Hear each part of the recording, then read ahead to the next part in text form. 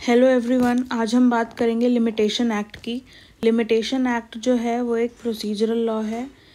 जो substantive law है वो डिटरमाइन करता है राइट्स एंड लायबिलिटीज़, एंड जो दूसरी तरफ प्रोसीजरल लॉ है वो रेमेडीज से डील करता है कि या फिर उन राइट्स एंड लायबिलिटीज़ को आप कैसे एनफोर्स कराएंगे। अब जो लिमिटेशन एक्ट है ये कुछ टाइम पीरियड प्रिस्क्राइब करता है कि ड्यूरिंग दिस टाइम पीरियड ही आप कोर्ट में आके रेमेडी ले सकते हैं। आफ्टर अगर आप इस टाइम पीरियड के लैप्स होने के बाद आए तो आप ये रेमेडी अवेल नहीं कर सकते। तो लिमिटेशन एक्ट जो है वो एक प्रिजम्पशन पर चलता है कि जो आपके पास राइट है वो थोड़े जो एक लंबे समय तक अगर आपने उस राइट को एक्सरसाइज नहीं किया तो वो राइट एक्सटिंक्ट हो जाएगा। जो लिमिटेशन एक्ट है वो दो मैक्सिम पर बेस्ड है। इंटरेस्ट रिपब्लिका उट सिट फिनिस लिटियम कि it is the interest of the state that there should be end of litigation, and second विजिलेंटिबस नॉन डोरमेंटिबस जूरा सबविनियंट कि law help those who are vigilant and not those who sleeps over his rights. अब लिमिटेशन एक्ट जो है वो फर्स्ट लिमिटेशन एक्ट 1862 के अंदर एनेक्ट हुआ था, एंड धीरे धीरे ये रिप्लेस होता गया। 1862 का रिप्लेस होके 1871 का आया, 1871 का रिप्लेस होके 1877 का आया, 1877 का रिप्लेस होके 1908 का आया, एंड 1908 का रिप्लेस होके 1963 का आया।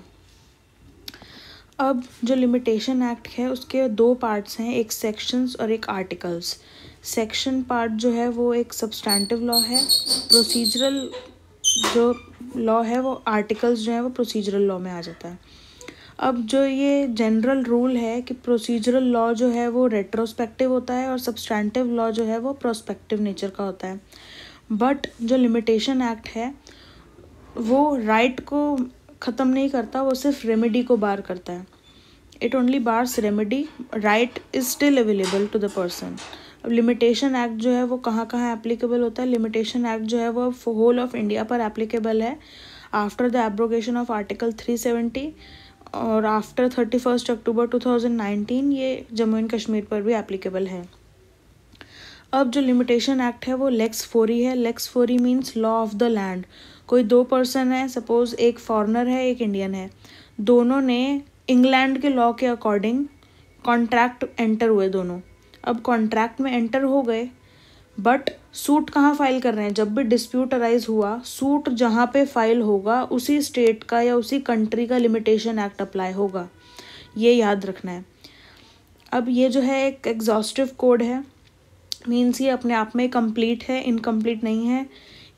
लिमिटेशन एक्ट कहाँ कहाँ एप्लीकेबल होता है, ये सूट्स पर, अपील्स पर और एप्लीकेशन पर। कि अगर सूट्स का, अपील का और एप्लीकेशन का प्रिस्क्राइब्ड टाइम पीरियड जो है वो ख़त्म हो गया, उसके बाद आप सूट फाइल नहीं कर सकते या उसके बाद आप पेटिशन नहीं लगा सकते।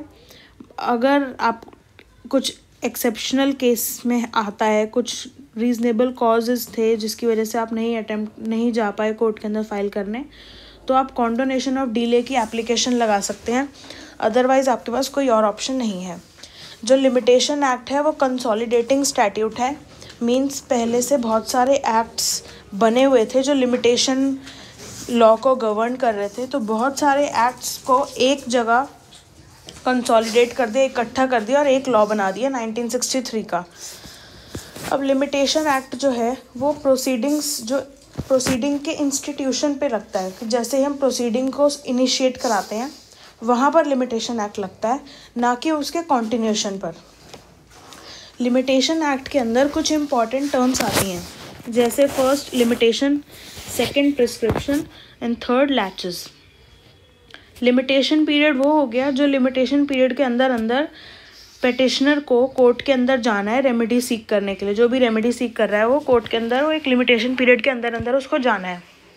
अगर वो नहीं जाता तो क्या कॉन्सिक्वेंसेज होंगे, उसका राइट स्टिल एग्जिस्ट करता है बट जुडिशियल रेमेडी बाहर हो गई। जो लिमिटेशन है ये कॉन्सेप्ट, ये एक नेगेटिव कॉन्सेप्ट है। दूसरी तरफ प्रिस्क्रिप्शन में अगर एक टाइम पीरियड जो प्रिस्क्राइब किया हुआ है वो एक्सपायर हो गया तो ना केवल जुडिशियल रेमेडी बार हो जाएगी बट आपका राइट भी एक्सटेंड हो जाएगा। और जो ये है ये एक पॉजिटिव कॉन्सेप्ट है, क्योंकि आपका राइट तो ख़त्म हो गया बट एक किसी और पर्सन का राइट उसके अंदर स्टार्ट हो जाता है। जैसे 20 साल तक कोई एक पर्सन उस घर में रह रहा है, वो टीनेंट एज अ तौर पर टीनेंट रह रहा था, बट उसने कंस्ट्रक्शन भी करा ली वहाँ पे, कोई रोक टोक नहीं है, कुछ नहीं है। जो ओनर था उसने कोई रोक टोक नहीं करी, कोई इंटरफेरेंस नहीं करी, कुछ भी आके वो नहीं देखता था, कुछ भी नहीं बोलता था। कंस्ट्रक्शन हुई, धीरे धीरे उसने बहुत बड़ा कर लिया, कंस्ट्रक्शन करके बाहर बगीचा बना लिया, एक शॉप खोल ली, बहुत सारा काम करा लिया। अब 20 ईयर्स तक लगातार अगर वो ये काम कर रहा है, कोई इंटरफेरेंस नहीं हुआ, कुछ नहीं हुआ, तो ये जो 20 साल हैं ये प्रिस्क्राइब पीरियड है कि इसके बाद जो ओनर है वो आके कोर्ट में ये नहीं कह सकता कि ये घर मेरा है।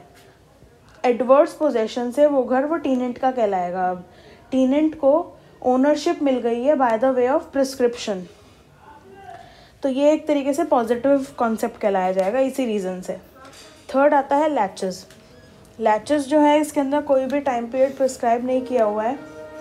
ये कॉन्सेप्ट तब पिक्चर में आता है जब फंडामेंटल राइट्स और रिट पिटिशंस की बात आती है कि रिट पिटिशंस और फंडामेंटल राइट्स को फाइल करने के लिए कोई भी लिमिटेशन पीरियड नहीं है। आप कभी भी कोर्ट में जाके एप्लीकेशन या पिटिशन लगा सकते हैं।